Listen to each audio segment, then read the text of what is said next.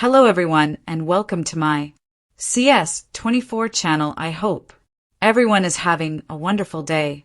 Before we begin, please hit the subscribe button and give this video a thumbs up. The Curse of Oak Island. A change of tact brings the money pit tantalizingly close.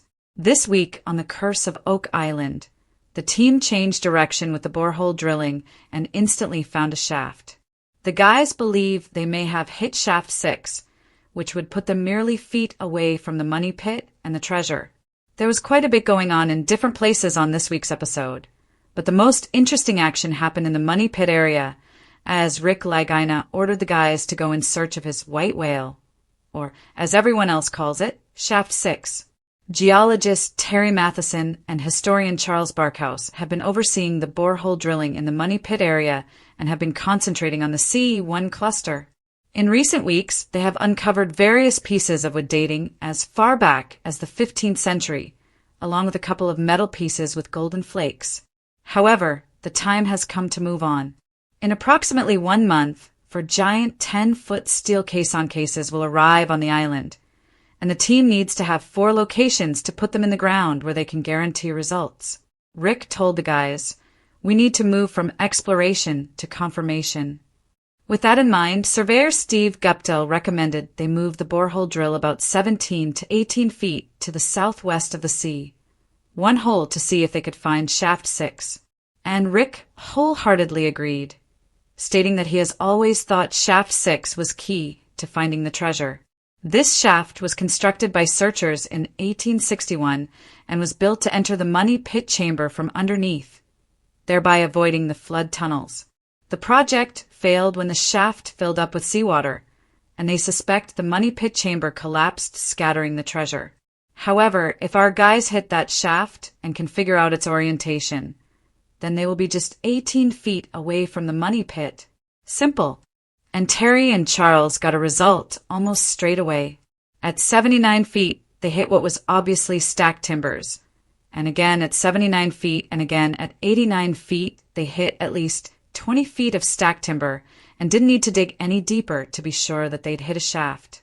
At 89 feet, the guys found an old square nail embedded with the wood, and Marty was wasting no time. Straight away, he took it to Doug Crowell and Laird Niven at the archaeology trailer to have it analyzed in the XRF machine. Clear evidence it could be Shaft 6. The team wanted this shaft to be Shaft 6, so the hope was to find something to date it to around 1861. They were in luck. The XRF found manganese in that nail, a chemical element that would not be present in a nail older than 1840. Furthermore, Laird said the nail looked to be from the early to mid-1860s, which puts it in the right time frame. This is starting to look more and more like Shaft 6. Hopefully next week, the guys can learn its orientation, and then they can finally put an X on the ground and dig up the money pit. A couple of other finds on Oak Island this week. Elsewhere in last night's episode, Gary Drayton and Michael John uncovered a leather strap that blacksmith expert Carmen Legg said was used to hold a trunk or wooden chest together.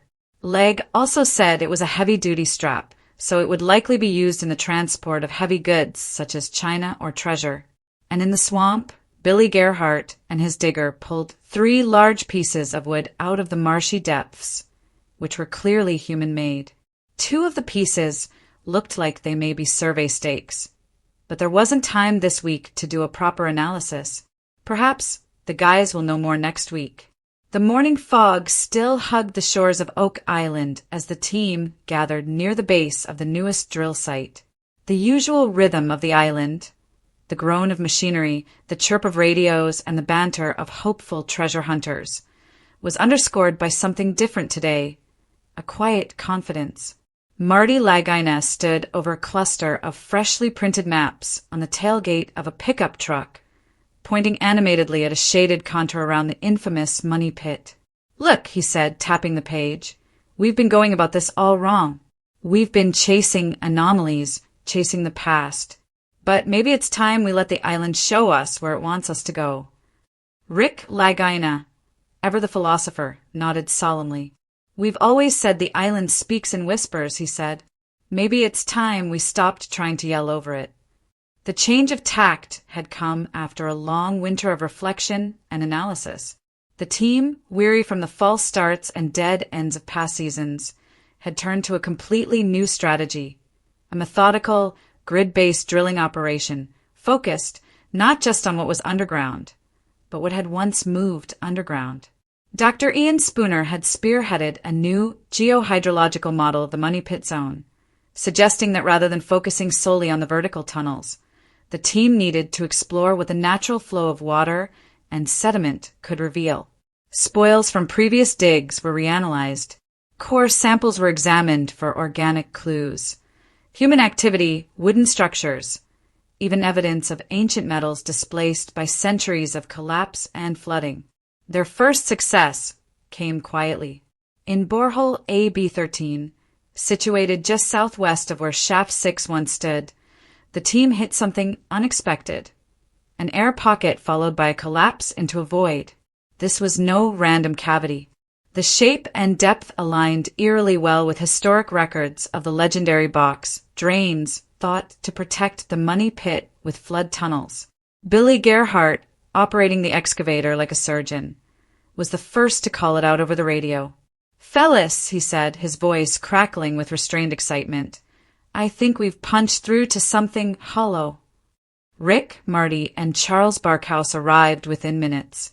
The hammer grab plunged again and returned with a tangled mess of rotted timbers and something else, something metallic. As Gary Drayton brushed away the mud with practiced care, his eyes widened. "Holy Shamily," he whispered, holding up what looked like an ornate iron ring bolt, likely used to anchor something substantial. "This ain't your average farm equipment." Jack Begley stepped forward, face flushed. "Could this be part of the original treasure chamber?"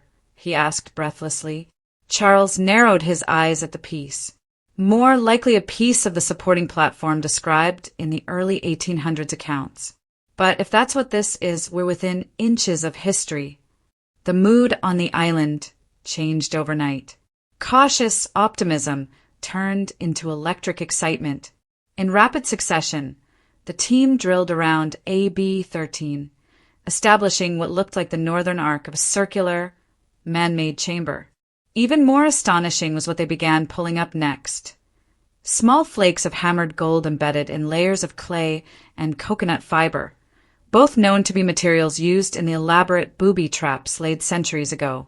With the chamber's shape slowly revealing itself through sonar and borehole samples, Craig Tester offered a new hypothesis.